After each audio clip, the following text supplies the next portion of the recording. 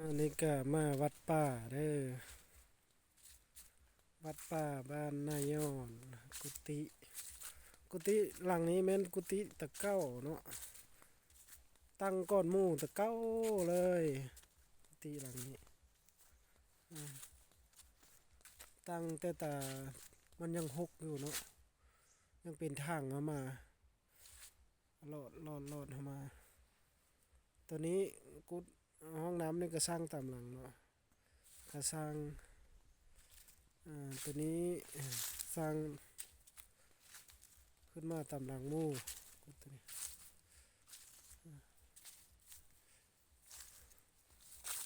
มีห้องน้ำเนาะวัดป่าวัดป่า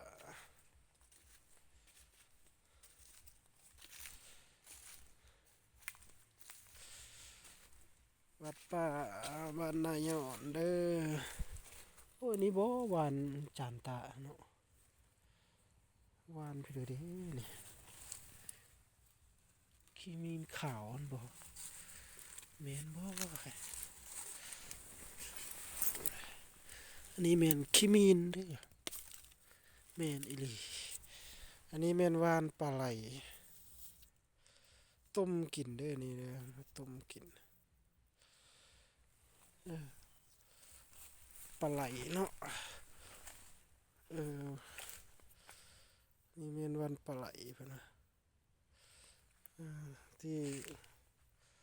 ทรงจานเพิ่นทรงจานตะเพิ่นเอามาปุต้มกิน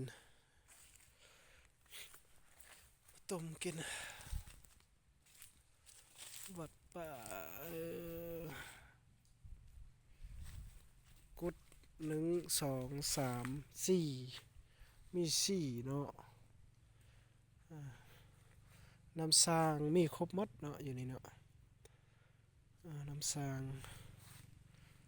มีครบหมดไฟฟ้าเล็งสายเรียบร้อยวัดป่ายังหกอยู่ได้เลยเนื้อที่กว้างได้วัดนี่โอ้โหดแคมซี่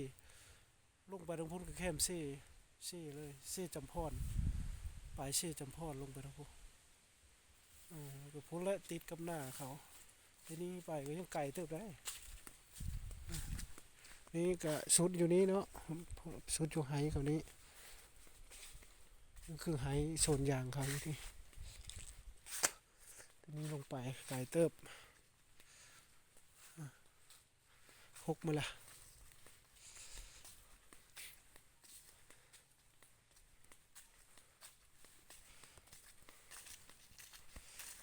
มีตะกุติแต่บ่มีครูบาอยู่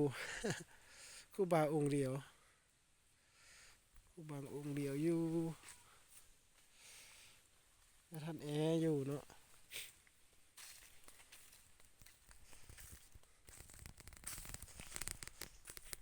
ยามเดือนสี่เดือนห้าอยู่โอ้ยคักเย็นดีนะวัดนี้วัดนี้เย็นดีมีพุทธเจ้าน้อยเขาติเจ้าน้อย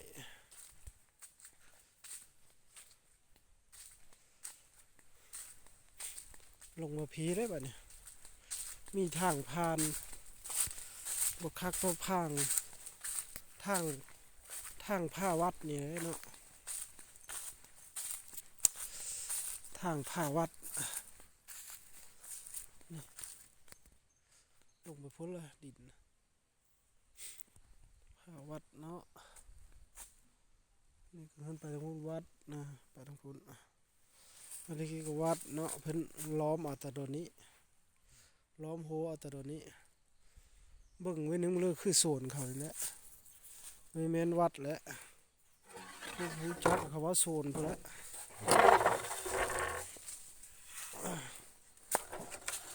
สม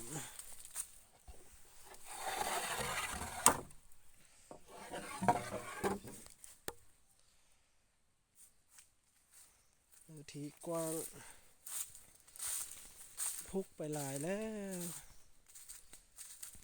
ไปหลายแล้วขาอยู่นี่ก็เนาะหุ่มมาเลยใบไม้หุ่มมาเลย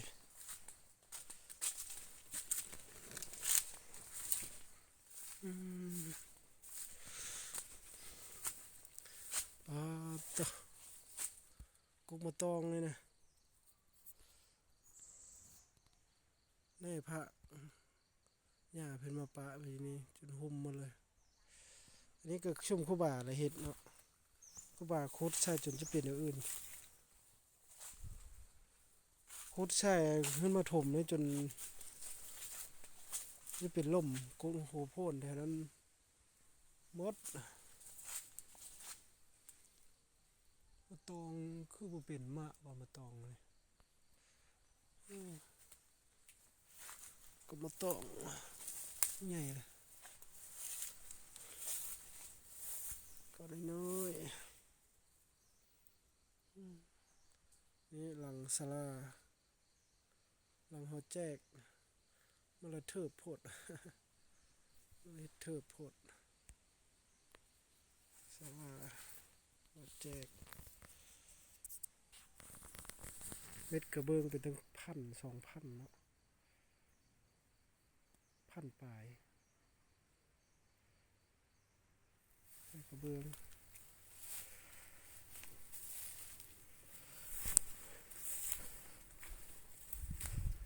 วานจานตะปุบ่นี่หลายเว้ย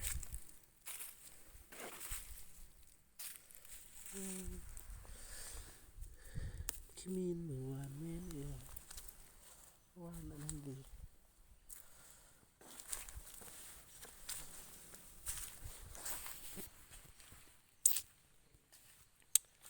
วัดป่า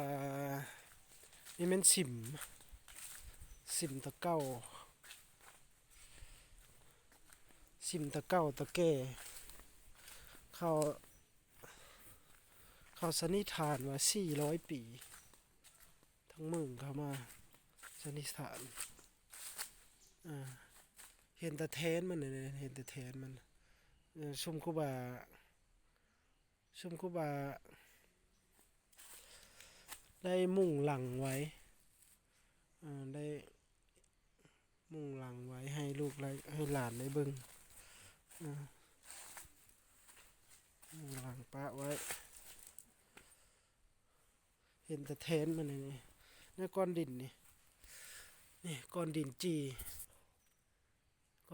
ตะเก่าเลยนะคนตะเก่ายังเห็นสลับเลยนะดินสลายเขาเอาดินเหนียวมาปั้นตักสมัยใดบ่ฮู้ถามพ่อถามแม่กะ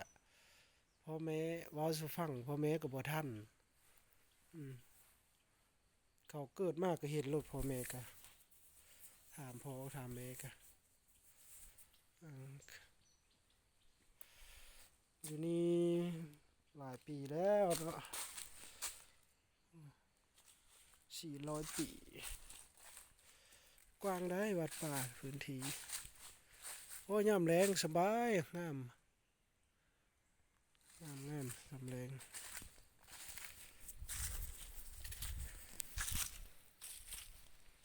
เป็นผู้มักปฏิบัติศีลปฏิบัติธรรมเลยเฮ็ดทา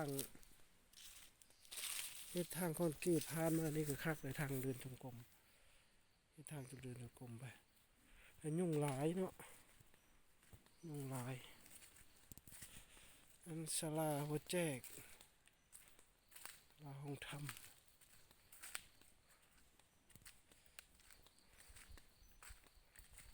ศาลาใครอยากมาเบิ่งก็มาเบิ่งเด้อใครอยากมาเบิ่งฮะสมวัดป่าบ้านนายอน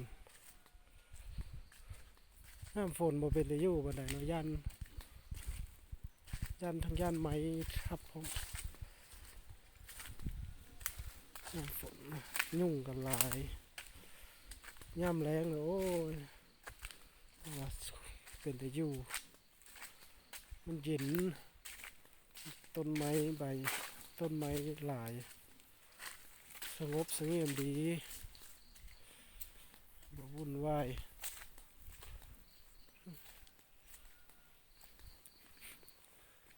นี่แม่นหัวแจกเด้อหัวแจก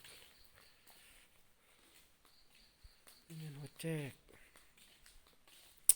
อันนี้แม่นเป็นพระอ่านที่ครูบานี่ได้ขอนำพระอาจารย์อุ่นทองเนาะวัญญาทานอุ่นทองเพิ่นอยู่อเมริกาอยู่บ้านดงทดาเนาะเพิ่นบ้านเกิดเมืองนอนเพิ่นอยู่ดงทดาเพิ่นไปอยู่ต่างประเทศครูบาก็เลยได้ขอพระองค์นี้องค์ประธานนี่มาปะไว้อยู่นี่เนาะนี่ก็เอามาแต่พุ้นเพิ่นเอามาแต่วัดวัดวัดวัดธาตุวัดธาตุธาตุอีหั่งเนาะ10 องค์ยังเหลือเท่านี้เนาะปูกะโลก็ทันได้แล้วได้ปูกะโลก็โลก็ยังทันได้แล้วอยู่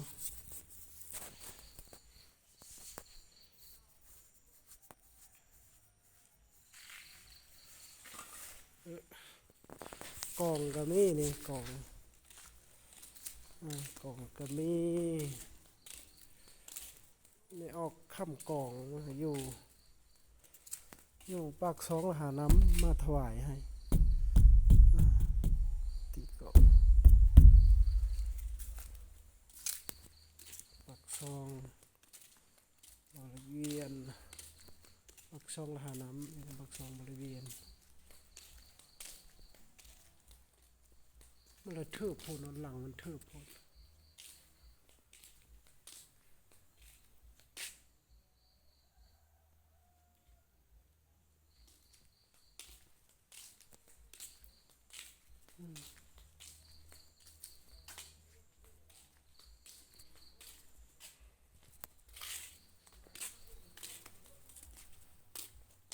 ผู้ใดอยากมาเที่ยวมาส้มกลับมาได้เด้อติดต่อหาอาตมาได้อาตมาสิพามาเที่ยวมาส้มเนาะธรรมศาสตร์ผู้ใดอยากสัมผัสธรรมศาสตร์ ผู้ใดอยากสัมผัสธรรมศาสตร์บ้านนายอนผู้สังเฮเมืองอัศพรแขวงสวรรณเขตผู้ใดอยากมาเบิ่งมาชมธรรมศาสตร์ก็มาได้เนาะเมื่ออยู่ในเมืองในนาผู้ใดเมื่ออยู่ในเมืองในนาอยากมาสัมผัสกับธรรมศาสตร์ก็มาได้นี่กระดอนคุณคู่เขากำลังเฮ็ดวางข้าวหลาม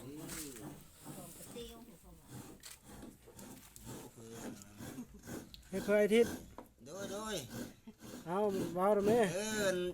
แม่ทำสังกทานบ้างข้าวหลามเนี่ยท่านตองกับเนี่ยท่านอยู่วัดป่า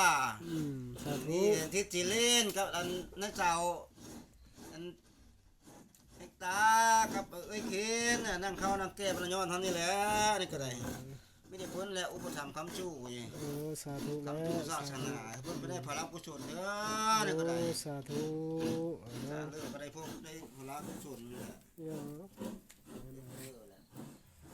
ได้บุญมาด้วยกันนะทำได้ยากไหนบ้ามันทำได้ง่ายโอ้แม่นเลยเพื่อที่สร้างบารมีเราได้พอแห้งโอ้สร้างบุญนะคือเฮาเฮ็ดเฮือนเลยก่อเฮือนก่อซ่านนี่แหละได้เธอน้อยตองพันผู้เดินจุกกลมต้องคิดแล้วพออินต้องอินดีเป็นว่าหลายฟุตระวังเลยฮะภาษาไปวิ่งนี้เป็นบังข้าวหลาม